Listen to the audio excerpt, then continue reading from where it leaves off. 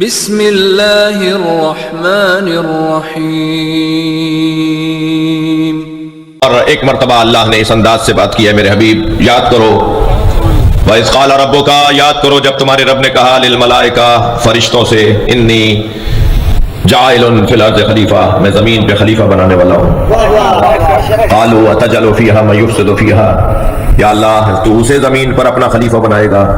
ترجمہ پہلے سن لیجئے پھر تفسیر کروں گا۔ یا اللہ تو اسے زمین پر اپنا خلیفہ بنائے گا جو فساد پھیلائے گا، جو خون بہائے گا۔ قال، اللہ نے جواب دیا، انی عالم ما لا تعلمون، جو میں جانتا ہوں وہ تم نہیں جانتے۔ قرآن مجید کی آیت اور اس آیت کی تفسیر میں کچھ دیر کے لیے آپ سے سہارا توجہ کا۔ عزیزو، فرشتوں سے اللہ بات کر رہا ہے، نبی کو یاد دلا رہا ہے۔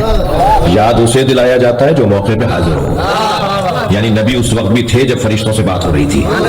یہ اور بات ہے کہ ہم نے انہیں سامنے عام الفیل میں آ کر دیکھا، لیکن سرکار کا وجود بہت پرانا ہے۔ جی، فرشتوں سے کیا کہا کہ میں زمین پر خلیفہ بنانے والا ہوں۔ خلیفہ کہتے کسے ہیں؟ خلیفہ جانشین کو نہیں کہتے۔ اگر خلیفہ جانشین کو کہا جائے، خلیفہ ٹھک رہے ہیں آپ، توجہ نہیں کر رہے آپ، میں بڑی سنگین باتیں جلدی جلدی کہہ رہا ہوں اور آپ کہیں اور ہیں۔ خلیفہ جانشین کو نہیں کہتے، ورنہ اللہ کی تو کوئی جگہ ہی نہیں ہے جو اللہ اپنا خلیفہ بنا رہا ہے۔ جو اللہ کو جگہ میں محدود کر دے وہ مسلمان ہی نہیں ہے۔ مولا علی فرما رہے ہیں اللہ کی کوئی جگہ نہیں ہے، لا حد ولا ضد ولا ند، مولا علی کے جملے۔ اگر عقیدہ توحید سمجھنا ہے تو علی کے دروازے پہ آنا ہوگا۔ جو نہج البلاغہ پڑھنے والے ہیں ان کا عقیدہ توحید کچھ اور ہے، جو صحیفہ سجادیہ رکھنے والے ہیں ان کا عقیدہ توحید کچھ اور ہے۔ ہم نے اللہ علی سے سمجھا ہے۔ کون بتائے گا کہ اللہ کیا ہے؟ کون بتائے گا اللہ کیا ہے؟ جی، جو بتائے گا جو اللہ کو جانتا ہے۔ اللہ کو کون جانتا ہے؟ اللہ کو یا نبی جانتے ہیں یا علی کا؟ صدیہ کر دیتا ہوں تاکہ اپنی بات کو مسترد کر دوں۔ مجھے اندازہ ہے کہ علماء اہل سنت کی وجہ سے تشریف فرما ہے۔ مجھے نواز صاحب کے اہل سنت علماء سے بھی میرا تعلق ہے، میرے مجھ سے پیار کرتے ہیں، تشریف فرما ہے۔ شوش کی وجہ سے میں انہیں تعالیٰ نہیں کرتا، لیکن میرے علم میں ہے تو میں ایک حدیث ہدیہ کرتا ہوں۔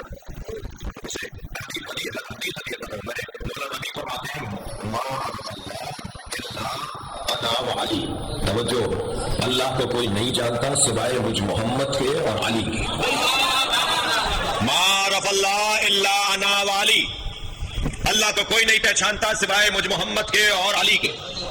ما عرفنی الا اللہ وعلی، اور مجھ محمد کو کوئی نہیں جانتا سوائے اللہ کے اور علی کے۔ ما عرف علی الا اللہ وانا، اور علی کو کوئی نہیں جانتا سوائے اللہ کے اور مجھ محمد کے۔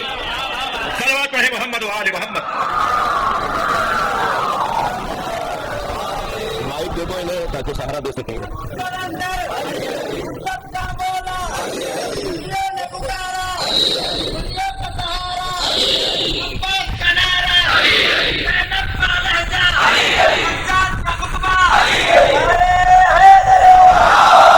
توجہ کر لی آپ نے، میں کچھ کہنے جا رہا ہوں اور پیغام دینے جا رہا ہوں۔ اللہ کو نبی اور علی کے علاوہ کوئی نہیں جانتا۔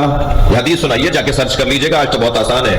مجھ سے آپ عربی مانگیے، سرچنگ پہ خود ڈال دیجئے، آج کل گوگل پہ سب کچھ موجود ہے۔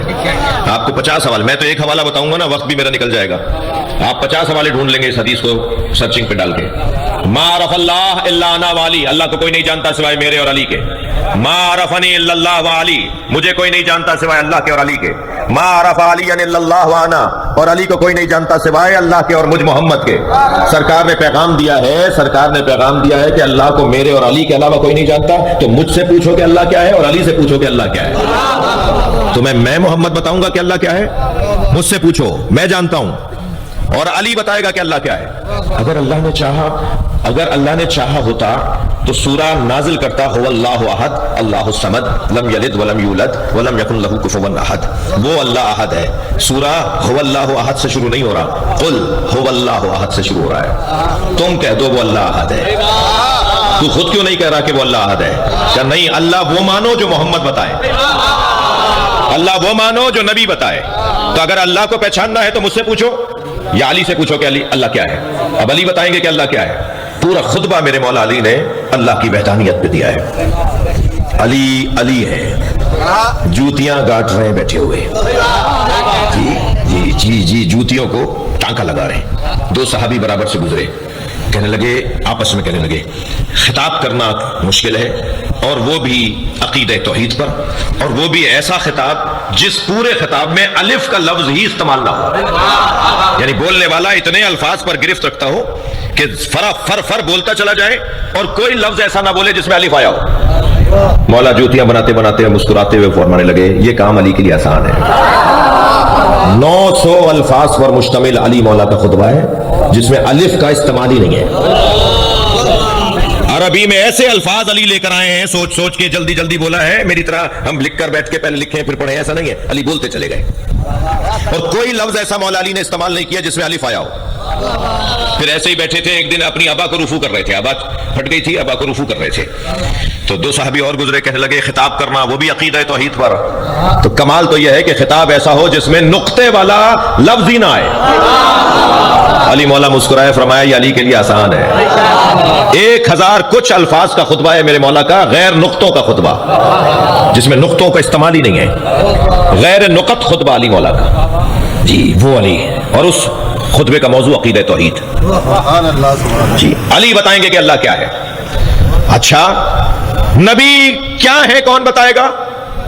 یا قرآن یا علی؟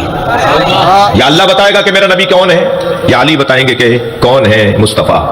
فرماتے ہیں طبیب دوار بطبہ، مولا علی نبی کے بارے میں فرماتے ہیں طبیب دوار بطبہ، میرا نبی ایک ایسا طبیب ہے جو اوزار طبابت کو، مولا علی کے جملے، اوزار طبابت کو اٹھا کر مریضوں کو ڈھونڈ کر علاج کرتے ہیں۔ ہمارے یہاں تو ڈاکٹر صاحب نے مطلب کھولا ہوا ہے نا، سب وہیں جائیں علاج کرنے، جی 2 طرح کے طبیب ہوتے ہیں۔